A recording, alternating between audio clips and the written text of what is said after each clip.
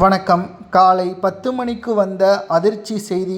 ஸ்டாலின் அவர்கள் ஒட்டுமொத்தமாக யாரை நம்புவது என்று தெரியாமல் கண்ணீருடன் 2 நாட்களாக செயல்படுகிறார் என்ற தகவல் வெளியாகியுள்ளது. நண்பர்களே, இந்த வீடியோவிற்கு ஒரே ஒரு லைக் மட்டும் சப்ஸ்கிரைப் பண்ணிருங்க. ஒரு வழியாக சட்டசபை தேர்தல் முடிந்துவிட்டது. வெற்றியோ தோல்வியோ அதை ஏற்றுக்கொண்டுதான் ஆக வேண்டும். ஆனால் திமுக ஒட்டுமொத்த கூட்டணிகளும் எங்களுக்கு ஸ்டாலின் துரோகம் செய்துவிட்டார் என்று கடந்த சில நாட்களாக பேசி வருவது ஒருவேளை திமுக தனித்து 117 தொகுதிகளுக்கு குறைவாக வெற்றியடைந்தால், தனி பெரும்பான்மையை இழந்தால் கூட்டணி கட்சிகள் ஸ்டாலினுடன் இருக்காது என்ற தகவலை தற்பொழுது நம்மால் பார்க்க முடிகிறது.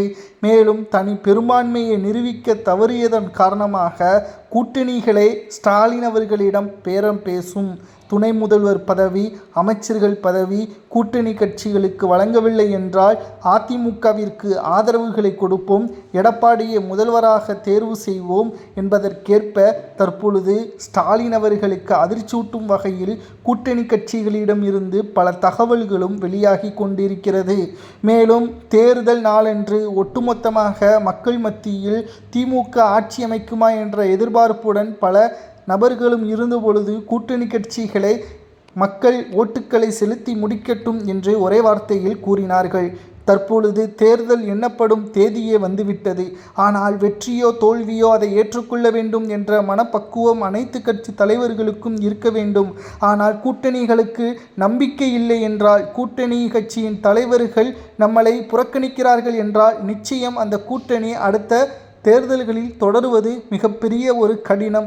இதுதான் ஸ்டாலின் அவர்களுக்கு ஏற்பட்டுள்ள மிகப்பெரிய ஒரு சிக்கலாகவும் தலைவலியாகவும் அமைந்துள்ளது. காங்கிரசிற்கு ஆதரவாக திமுகவின் தொண்டர்கள் களத்தில் வேலை செய்யவில்லை, விசிகவின் தொண்டர்கள் கம்யூனிஸ்ட் கட்சிக்கு ஆதரவாக வேலை செய்யவில்லை என்ற புகார்களும் தொடர்ச்சியாக வந்து கொண்டிருக்கிறது.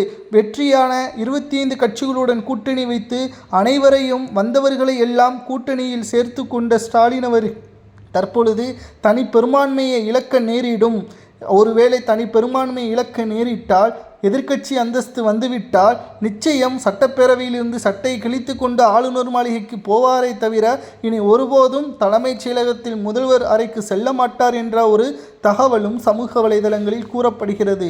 காலை 10 மணிக்கு வந்த செய்தியால் மறுநாள் தேர்தல் எண்ணப்படும் நாள் என்ற தகவலால் கூட்டணி கட்சியின் தலைவர்கள் அனைவரும் ஒரே இடத்தில் வர வேண்டும், அப்படி அவர்கள் வரவில்லை என்றால் கூட்டணியிலிருந்து விலகுகிறார்கள் என்ற அர்த்தம் என்றும் செய்திகள் வெளியாகியுள்ளது.